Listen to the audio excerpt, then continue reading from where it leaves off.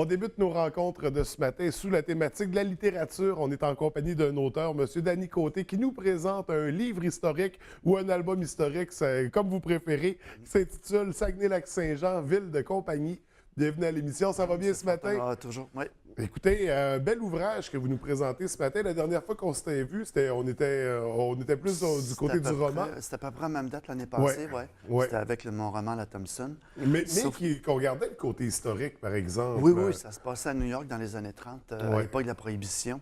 Puis j'avais fait, dans le fond, les mêmes recherches pour La Thompson que j'ai fait pour ce livre d'histoire-là, sauf que c'était pour un roman. OK. Est-ce qu'on peut considérer que vous êtes un mordu d'histoire? Oui, bien c'est sûr, à la base, je suis historien, c'est mon 12e bouquin. Mhm. Puis tous les livres que j'ai produits sont à tendance historique, Oui, effectivement. oui. Ouais. Donc, on reste dans cette thématique-là, sauf qu'on sort du contexte du roman pour se diriger vers un livre de type album, là, où on retrouve beaucoup d'informations sur Ouais. l'histoire de la région, mais versus les compagnies, c'est ce que je trouve d'intéressant. Qu'est-ce qui vous a amené à créer cet ouvrage-là? Ben, c'est que moi, à la base, je travaille sur l'histoire des villes de compagnie depuis presque une vingtaine d'années comme historien. J'ai écrit l'histoire de Riverbend, en fait, en 94, l'histoire d'Île-Maligne, l'histoire de Kenogami. Et l'histoire des villes de compagnie m'a toujours fasciné. Puis j'ai ramassé beaucoup d'informations. Puis quand j'ai publié mon roman l'année passée avec les éditions Gide, M. Lambert, à l'époque, m'avait dit, regarde, on a une collection, tu es historien, une collection qui s'appelle 100 ans noir sur blanc. Il dit, si jamais tu es intéressé à un moment donné de faire un ouvrage dans cette collection-là, ben, soumets-nous un projet. Puis moi, comme j'aime beaucoup les villes de compagnie, j'avais allumé tout de suite sur le fait que ça serait une thématique qui serait intéressante, justement. Oui. Puis ce qui fait que j'ai dit à M. Lambert, je voudrais le faire ça sur les villes de compagnie.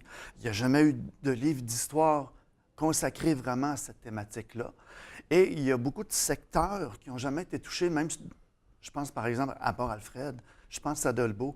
Il n'y a jamais eu d'histoire comme telle, de livres d'histoire qui ont été publiés sur cette thématique-là. Puis C'est avec ce que les j'ai voulu photographies, faire. là, Ouais, mais en avec plus, les images pour accompagner, parce que c'est très complet comme livre, comme ouvrage.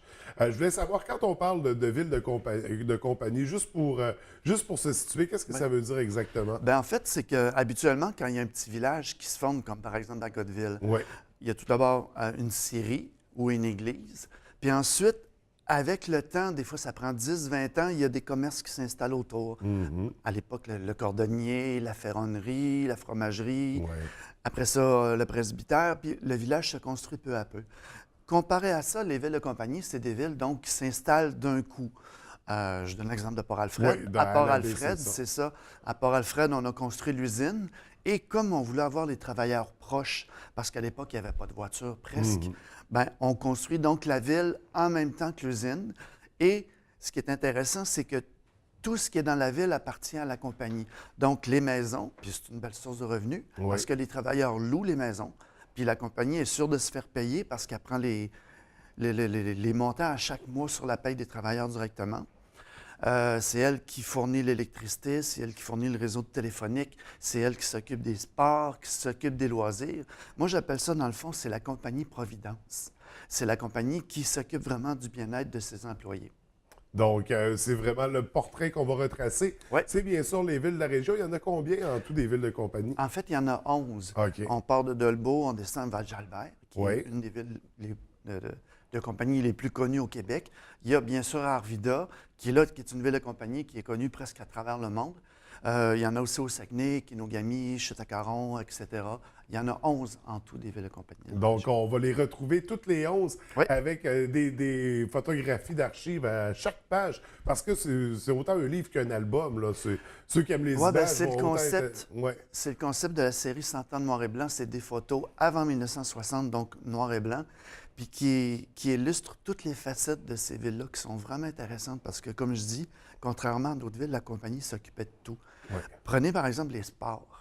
Il y a beaucoup de sports qui ont été amenés ici par les anglophones parce que la plupart des villes de compagnie, contrairement aux villages à région, on retrouve des anglophones. Ben, ça, on parle juste de Port-Alfred. Oui, il y a ben un c'est terrain ça, de golf, exactement. Le ville terrain de de compagnie, golf. un sport Ouais, anglais. ouais. Donc, Exactement. Le tennis, Ouais. le curling, c'était tous des sports qui n'étaient pas connus par les Canadiens français, que les anglophones ont amenés ici dans la région.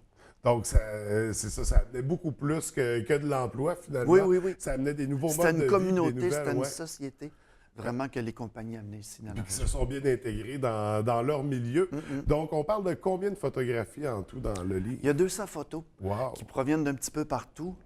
Beaucoup des sociétés d'histoire de la région, entre autres le Musée du Fjord aussi, Oui, oui. qui a participé, Société d'histoire du Lac-Saint-Jean, Société historique de Dolbeau, Société historique du Saguenay. Mais ce qui est vraiment intéressant, c'est que grâce à Facebook, grâce à Internet, j'ai réussi à retrouver, je donne un exemple, à Riverbend, une petite ville de compagnie Alma, il y a une page Facebook, les anciens résidents de Riverbend, OK. qui sont dispersés partout au Canada, qui ont une page Facebook, qui restent en contact comme ça. Et grâce à cette page Facebook-là, j'ai réussi à retracer des anciens résidents qui m'ont fourni des photos qui n'ont jamais été publiées. Ça, c'est Oh! vraiment intéressant. Donc, il y a des C'est exclusivités. là. oui, c'est des photos de famille personnelles que les gens ont sorties de leur album puis qui m'ont prêté généreusement pour que je puisse illustrer mon volume. Puis c'est ça qui est vraiment le fun, c'est qu'il y a beaucoup de photos que personne n'a jamais Oui, vues. oui. Le livre est vraiment très beau. Là, on voit Ouais. des images à l'écran depuis tout à l'heure, là, mais un bel ouvrage. Ah C'est oui, ça oui, dans- les belles grandes photos avec le papier glacé. Oui, oui, c'est Les, de très les, bonne euh, qualité, oui, oui, je suis c'est- vraiment, vraiment content C'est du complètement résultat. fascinant. À partir du moment où on a un minimum d'intérêt pour l'histoire de la région, c'est un ouvrage à avoir dans notre bibliothèque, dans notre collection, vraiment. Est-ce qu'il va y avoir une suite à ça?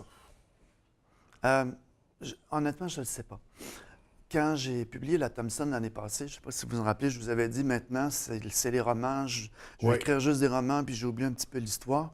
Mais je vais avouer que le fait de travailler sur ce livre-là m'a donné la piqûre en compte. Je ne le sais pas. Je vais aller à mesure de mes feelings, dans le fond. C'est ça, Je c'est vais alterner suivre, entre les romans et l'histoire, dépendant des projets qui se présentent. Donc, justement, puis est-ce qu'on a un projet de roman en cours Moi, j'en ai présentement? un. J'ai un projet de roman, puis j'ai un projet de livre historique aussi. OK. Je mène les deux de front. Donc, on est toujours dans l'aventure, Ah, il on faut. n'arrête pas, ça se poursuit, puis très présent également dans le monde du milieu littéraire. On vous Ouais. voit du côté de JCL Moi, également. ben, c'est ça, je suis là depuis, ça va faire 11 ans au mois de décembre. Oui, oui. Ça fait que je suis dans les livres du matin au soir. Donc, quand on est passionné, Ah, j'aime c'est... oui, absolument. Mais donc, on invite les gens à découvrir ce bel ouvrage-là, ce beau livre-là, Le Saguenay-Lac-Saint-Jean, Les villes de compagnie. Également, redécouvrir les ouvrages, les romans qui Ouais. précèdent, comme Ouais, la ouais. Thomson dont on a souligné. Puis on surveille de très près ce qui s'en vient. Est-ce qu'il y a une page d'auteur sur Facebook? Est-ce que... Oui, oui, sauf que habituellement, les projets sur lesquels je travaille, j'en parle comme OK. pas. Je les garde un petit peu secrets parce que on ne sait jamais s'ils vont se rendre à terme. Ce qui Ouais, fait que ouais, ouais, faut c'est des pas, projets. Ouais. Non, donc, je comprends très bien. Mais il y en a d'autres qui s'en viennent, c'est sûr. Mais on les surveille quand même. Alors, merci beaucoup de nous ben, avoir merci. présenté ce bel ouvrage-là. Vraiment, beaucoup de succès pour la suite.